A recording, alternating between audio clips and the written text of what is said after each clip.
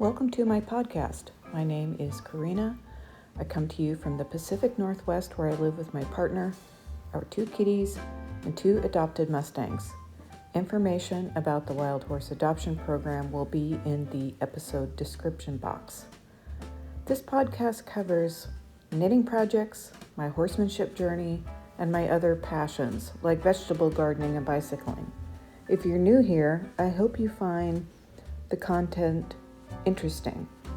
If you're a returning viewer, it's always great to have old friends. The format of this channel typically includes musings on an early walk to the barn to feed the horses, then knitting content, some catch up on the horsemanship journey, and finally more musings or maybe a little bicycling footage if I was lucky enough to get out. Enjoy, and I hope to see you soon.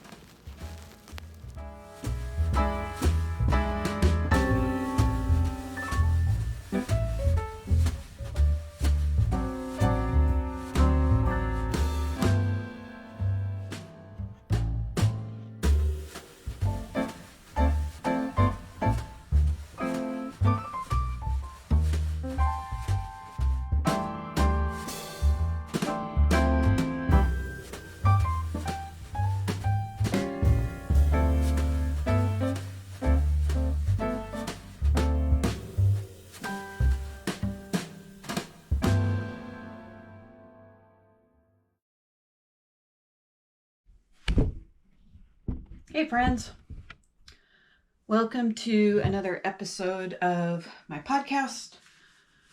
Today is Friday, April 25th. It is a beautiful spring day, probably hard to tell because I have a stocking cap and putting on layers. However, it is about 7 a.m. and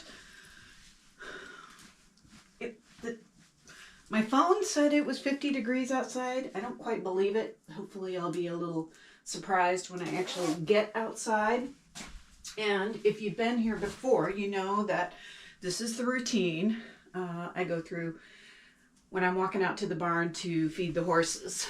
If you're new here, welcome. And I hope that you enjoy the content. I admit I'm feeling a little frazzled today. I had a big project land on my desk yesterday. Today is normally my day off, but I worked on that project for a little bit this morning. So, carefully pick you up, take you outside, show you the beautiful spring day, our growing lawn. The birds chirping. And again, if you have been here before and were a viewer last fall, you might remember I had a big project then, and it took up a tremendous amount of my time and energy. And frankly, I still think I have a little bit of PTSD from that because I still feel the same level of anxiety, even though this project is a lot less complex in terms of who the partners are. It doesn't feel like it's 50 degrees out here. So today the thermometer on the deck or the porch does not say that it's 50 degrees out, so I don't know where that weather reading came from. I do have knitting to share. No finished objects yet. As you know, I've been working on, I think, 5 projects simultaneously and only getting a little bit done each day. One project is very close to being finished. I'm just doing the back. I'm doing a split hem on the vine tank, and I'm doing the back part of that now. Started that this morning. I will share a picture of me trying it on before I started the split hem to test for length, and I really like the way it fits. 2 pairs of socks that are almost finished. I have that poncho I've been working on, maybe I'll show that because I haven't shown it in a while. And I have the crochet float tote that I have been participating in a crochet along with the Love and Stitches Knitty Natty group. So I kind of came into a stumbling block with that. It turns out the bottom of my float tote is smaller than the tray that is supposed to fit inside it, so I may switch that up. I just haven't had time to really think about that. Today Bragi gets a lesson in trailer loading. We had the week off last week because my trainer was at a clinic with her own horse, so that will be fun.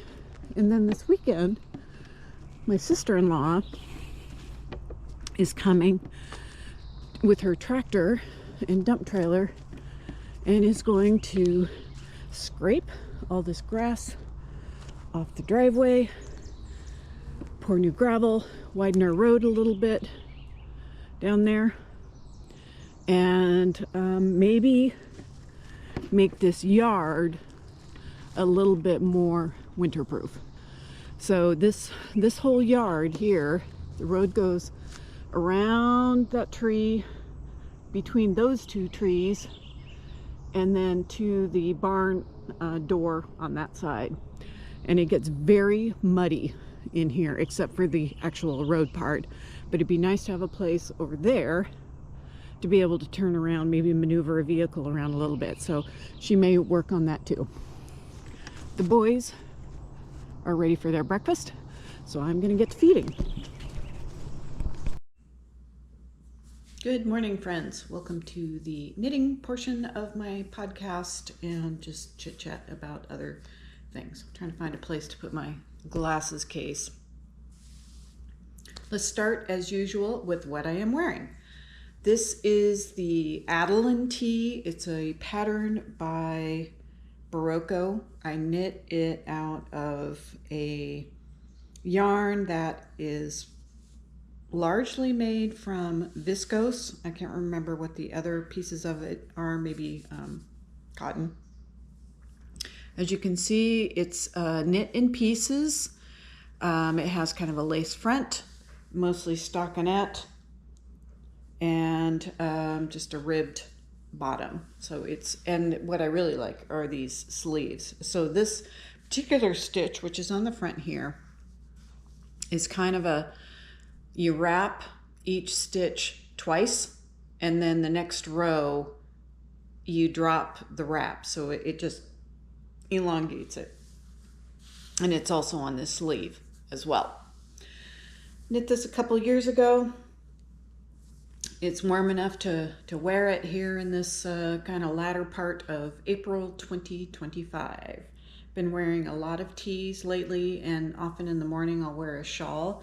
Lately I've been wearing my Exploration Station pattern by Stephen West. This morning when I was out running errands, because I find a shawl a little inconvenient when you need to use your hands, because unless you have a jacket over it to contain it, it's forever falling off. So I wore a poncho. It's a poncho that I made from a shawl called Grand Opening, and the pattern is by Stephanie Lofton, otherwise known as Telly Bean Knits, and it was for an Advent. I want to say it was Advent 2023, and it has a lot of pinks and purples, so it went really nicely with this. This could be a Barocco yarn. I honestly don't remember. It's been quite a while. I know I bought the yarn in Maine. All right, what should we talk about? During my walk down to the barn, I said I wasn't really going to talk about the the vine tank, because I'm almost done with it and I want to share it as a finished object. Next week, I am almost finished with the 2 pairs of socks I've been working on. I've been working on a pair of self-striping socks, yarn by Freckled Whimsey, in the Hermione's Everyday Socks pattern. I've made that sock pattern many times. And I am on the foot of the second sock and have roughly 40 rows to go before I start no, maybe even less than that. It might only be less than 30 rows to go before I start the toe.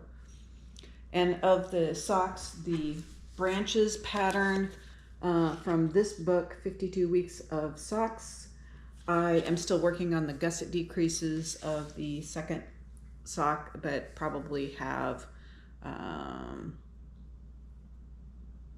I'm guessing 45 rows to knit before I start the toe. So that's where I am with that. I did mention the poncho that I haven't really had a chance to work on very much. Part of it is getting warm, so it's not that much fun to have in my lap because this is wool, 100% wool. So here, oops, let me show you the front. So here's the poncho. I knit this out of a book, a magazine of ponchos. It has 24 ponchos. This is supposed to be an Icelandic pattern. I substituted this owl motif from a stitch dictionary I have. It's either Knitivation or the Pacific Knitco Doodle book. I can't remember which at this point. And when I finished the actual length of it, I wasn't completely content. Didn't think it was long enough for what I wanted to use it for. I want to use it as a riding poncho, and I need it to be long enough to cover my arms but still be able to have my arms free. So I added this garter extension with a slit in the front. So this is going to fit like this, and then my arms will be able to come out here, and these will just be flaps on the side. So getting close to the end. This yarn is a locally produced yarn. The sheep are from a Harmony Fields up in Bow, Washington. The colorway is a natural colorway, and it is called Truffle. The cream color is called, I'm totally forgetting what it's called. I'll think of it. Fromage, because the farm is not only raised lamb for meat, but also dairy. So they make cheese there as well. And the gray is a commercial yarn. It's a Patton's worsted. So I use the remainder of the skein of the truffle in the length, and then using this commercial yarn. So I have quite a bit of yarn, this commercial Patton's left. So I'm just going to knit until I feel like I have a couple grams left to bind off, and then that's going to be that. So continuing to work on that. This is a long-term project.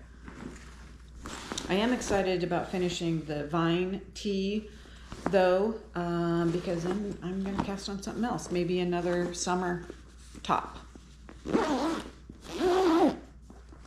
The other project I've been working on is in this bag, and it's a crochet. This is the crochet along I mentioned, and like I said, I ran into some difficulties. It's cotton yarn, it's held double, so this is supposed to be the bottom of the tote, the float tote, and I'm getting close to finishing what is supposed to be the bottom.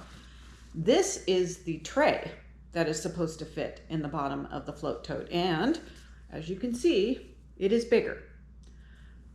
So I'm okay with making this the tray, and what the tray does is it holds these 3 yarn cups, and the purpose of it is to keep your yarn cakes organized when you are doing color work. And I do knit color work, if you have seen some of my other podcasts. So I have 3 yarn cups. Here's the third one. The third one was kind of a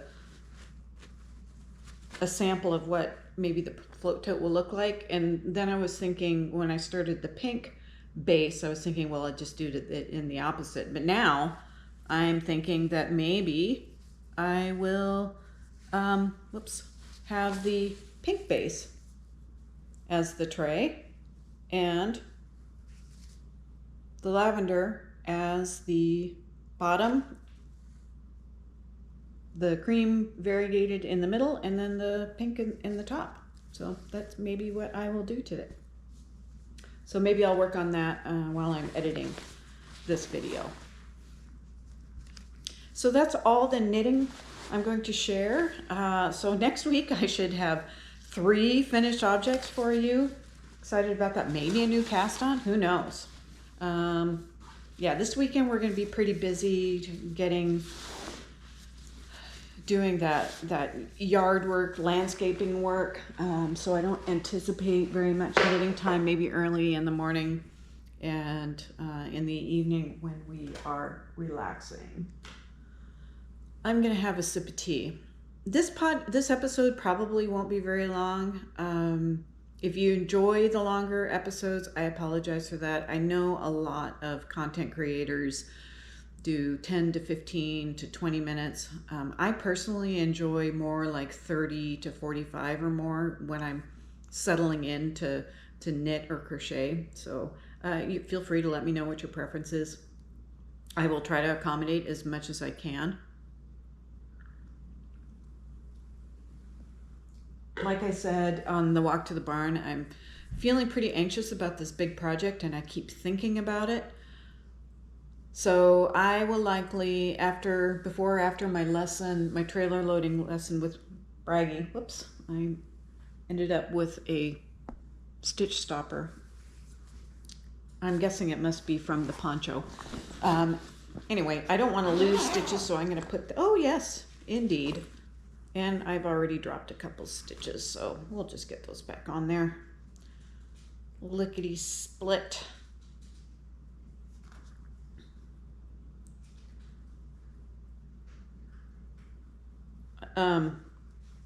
Yeah, I'm already feeling anxious about, maybe I'll just work on this while we're talking. How would that be? And I keep thinking about it, so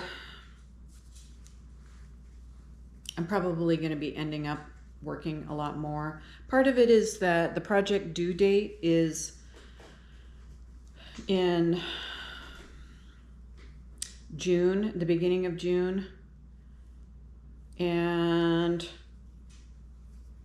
we are going to Wisconsin to my nephew's graduation the end of May. So I have been thinking about that timing in terms of when the copy editor needs to be involved and when management review. So it's a grant application from a foundation.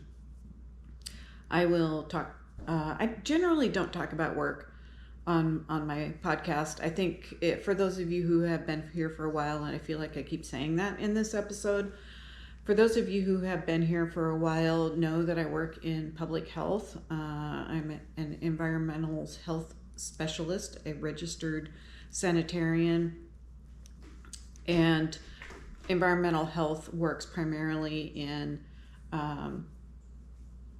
preventing disease that comes from the environment. So,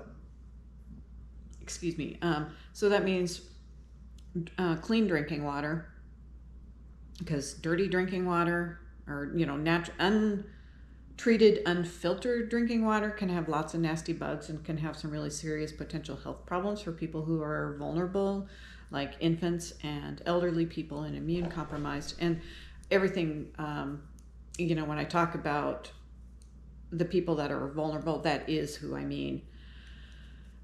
And then also proper disposal of solid and hazardous waste, because there's also chemical exposures as well, potentially in hazardous waste. And frankly, it all kind of comes down to making sure that our water is clean for drinking and recreating in.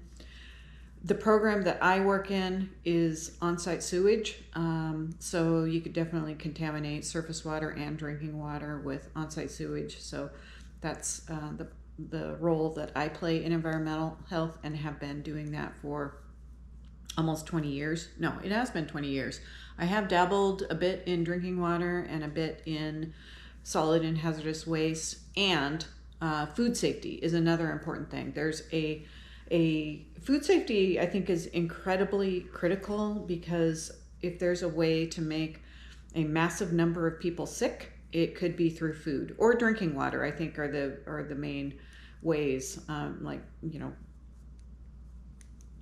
actually, now that I'm thinking about it and saying it out loud, is that if there's an entire body of water or an entire reservoir that's polluted with hazardous and solid waste or sewage, that's a real problem. A lot of people could get sick from that. And then also food. We eat food every day. We drink water every day. So those kinds of having some of those protective measures in place can be really important. And even for those of us who are on wells, because the aquifer from which we draw our well water from can get contaminated by lots of things like agriculture chemicals and hopefully if your well is shallow, we have one kind of shallowish well, it could potentially get contaminated by nitrogen. So certainly don't want to do that. Anyway, the work that I do, and I'm applying for a grant, which is going to take a lot of time, especially since I have a planned vacation kind of towards, in the latter third of it. So I am really going to be thinking about that a lot. But let's get back to the fun stuff. Maybe, if I keep rambling, I can certainly extend this podcast out.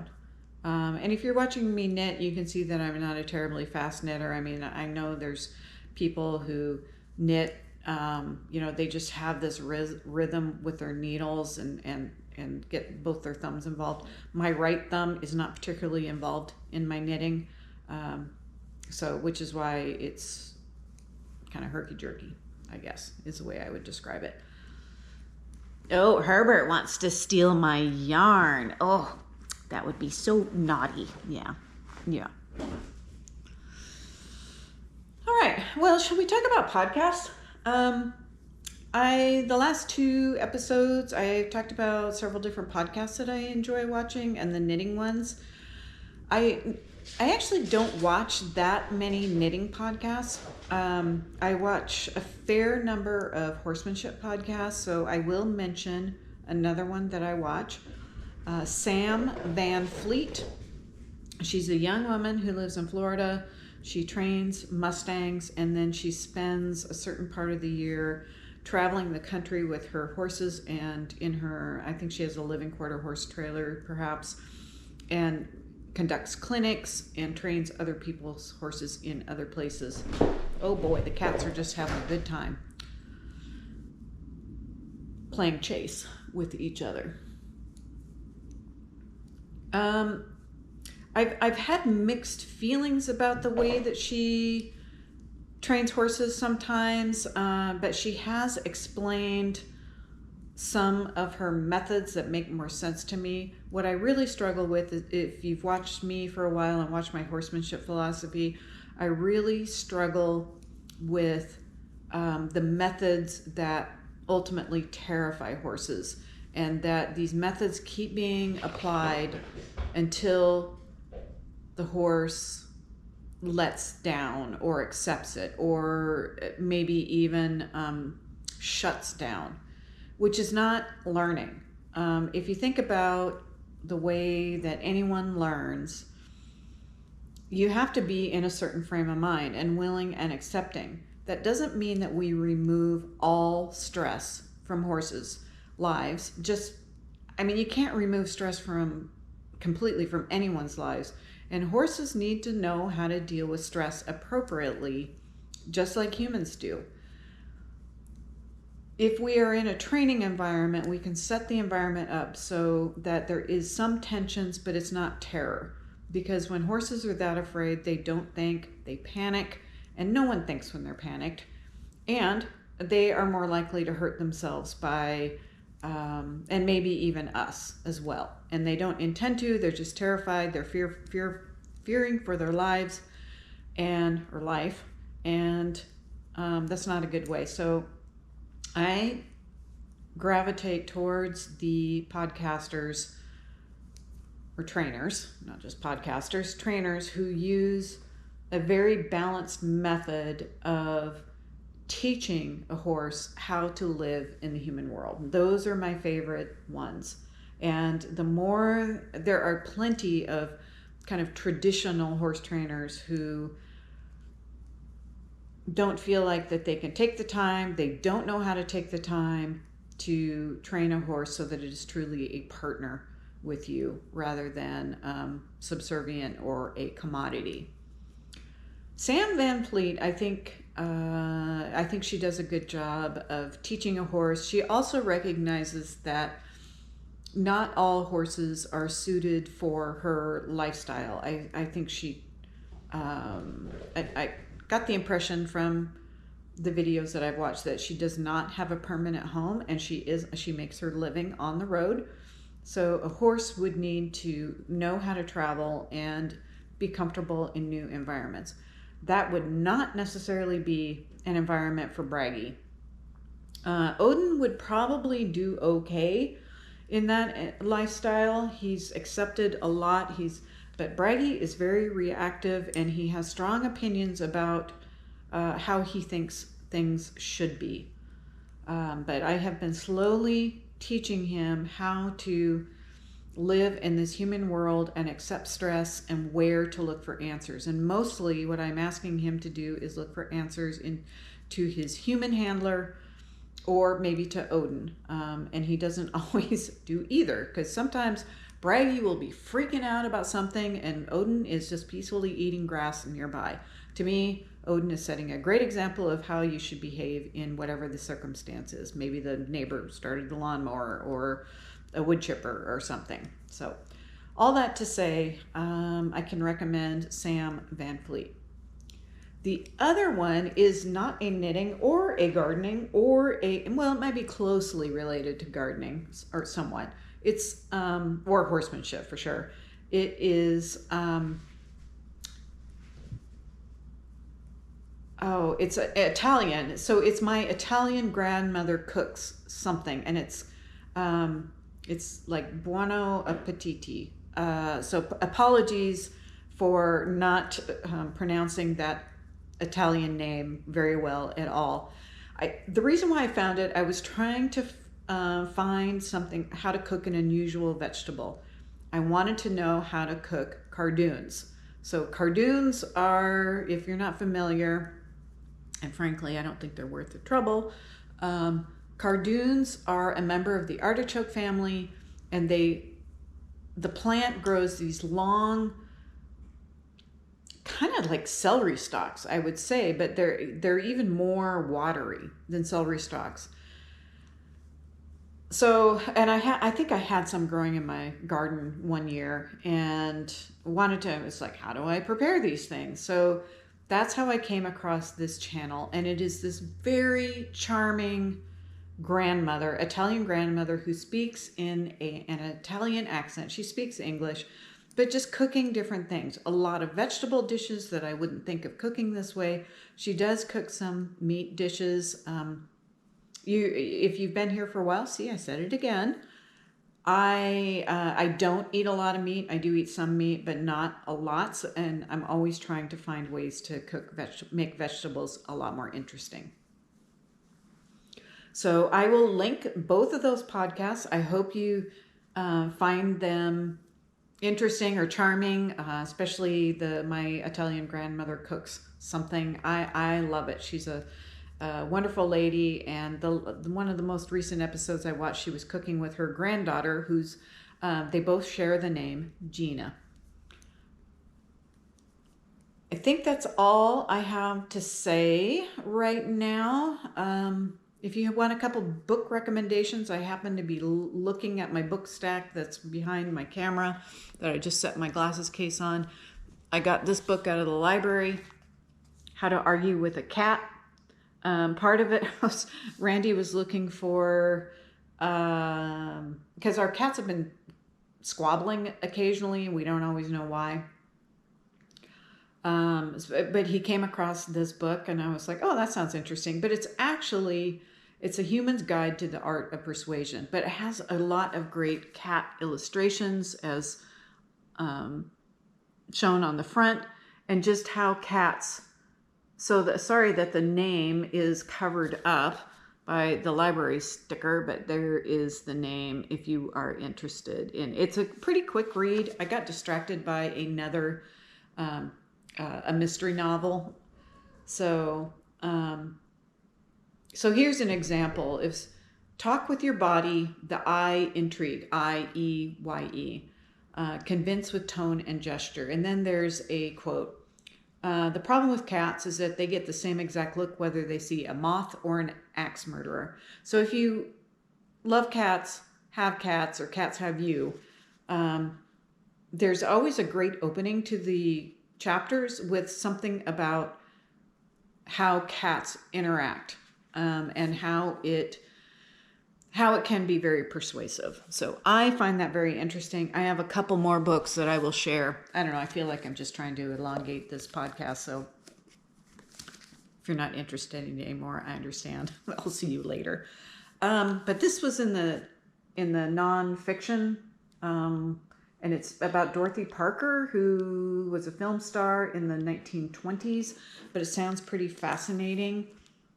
Dorothy Parker in Hollywood. It sounds like Dorothy Parker was quite a character. The first line is, "This is a terrific book about a terrifying woman." So could be a real page turner. And then the other one I got from the nonfiction is called A Call to Farms. And I think for those of you who like to garden and like to know where your food comes from, maybe produce your own food, this seems like pretty compelling. So reconnecting to nature, food, and something, library sticker over the word, modern world. So there's probably nature, food, and community in the modern world. So looking forward to digging into those books. Like I said, I don't know if I'm going to have a lot of time, but maybe I can... With the hardback books, maybe I can figure out how to set up a stand and read while I knit. Because this garter stitch is pretty easy. With that, I think I got this podcast extended to 30 minutes. So take care, everyone. I'll talk to you next time.